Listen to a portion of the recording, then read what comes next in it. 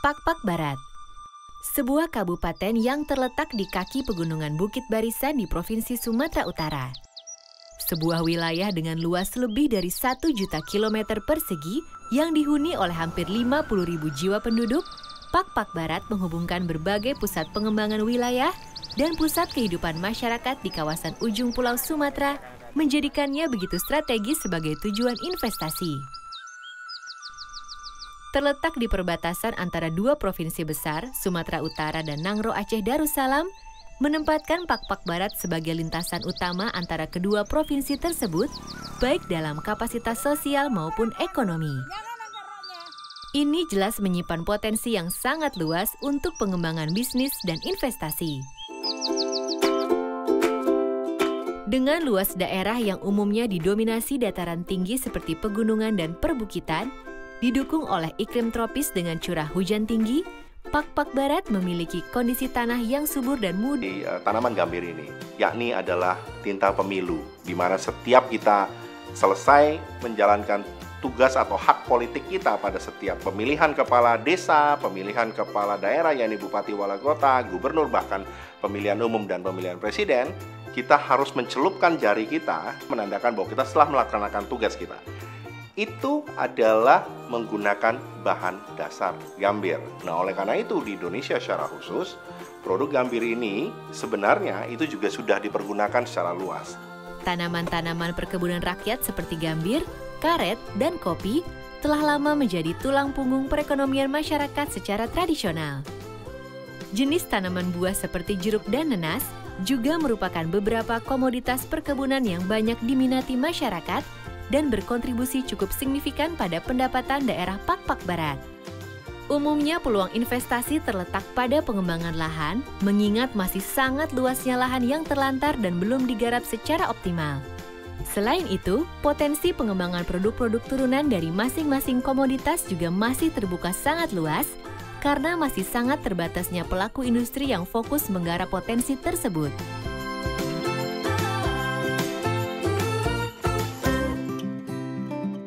Di samping pertanian dan perkebunan, potensi besar lainnya tersimpan di sektor perikanan.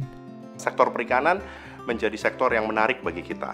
Nah, sekarang kita sedang mengembangkan pembibitan atau pembenihan ikan yang namanya balai benih ikan, yang nanti kemudian kita akan proyeksikan untuk bisa mensuplai kebutuhan ikan di Sumatera Utara maupun di provinsi-provinsi tetangga kita. Luas total lahan yang dimanfaatkan untuk usaha perikanan di Pakpak Barat tercatat mencapai 31,96 hektar dengan hasil produksi panen mencapai hampir 32 ton per tahunnya.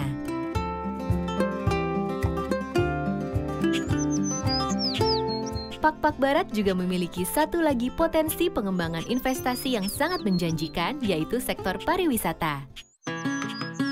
Kondisi geografis Pakpak Barat yang beberapa di antaranya masih alami menyimpan banyak sekali potensi wisata.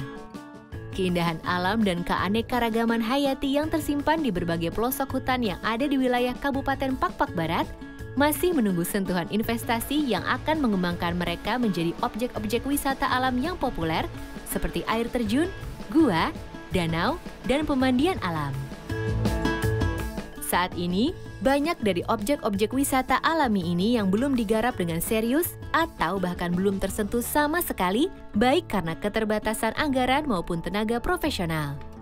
Padahal potensi kunjungan wisata di Pakpak Barat terhitung tinggi.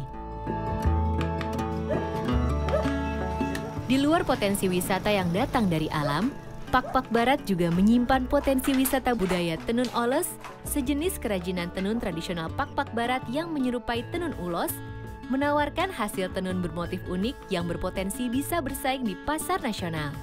Saat ini, tenun oles hanya dijalankan oleh beberapa anggota masyarakat Pakpak Barat secara tradisional dan turun-menurun, sehingga masih membuka peluang besar untuk dikelola secara lebih luas dan profesional. Dikerjakan seperti ini, ada khusus tukang benangnya yang menyusun motifnya. Jadi bukan contohnya sudah jadi nih dibeli. Di samping itu semua, sebenarnya masih ada satu lagi potensi investasi yang menjanjikan keuntungan yang sangat besar di Pakpak Barat. Kontur geografis Pakpak Barat yang berada di kaki pegunungan membuatnya kaya dengan aliran sungai, beberapa di antaranya berukuran cukup besar.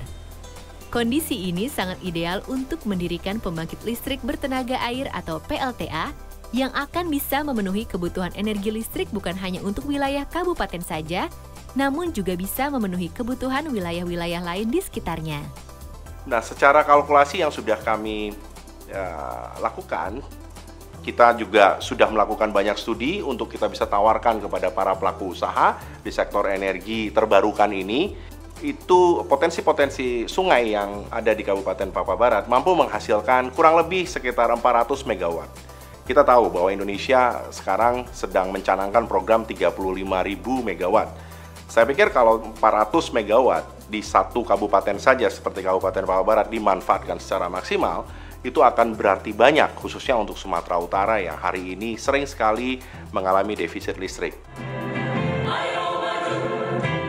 Semua peluang dan potensi investasi ini sebetulnya berbanding lurus dengan tujuan pemerintah pusat yang sudah tertuang dalam Nawacita ketiga, yaitu membangun Indonesia dari pinggiran dengan memperkuat daerah-daerah dan desa dalam kerangka negara kesatuan. Dengan begitu, melalui investasi yang nantinya akan memberikan keuntungan, para calon investor akan ikut mengambil bagian dalam mewujudkan masyarakat Pak-Pak Barat yang kini Duma.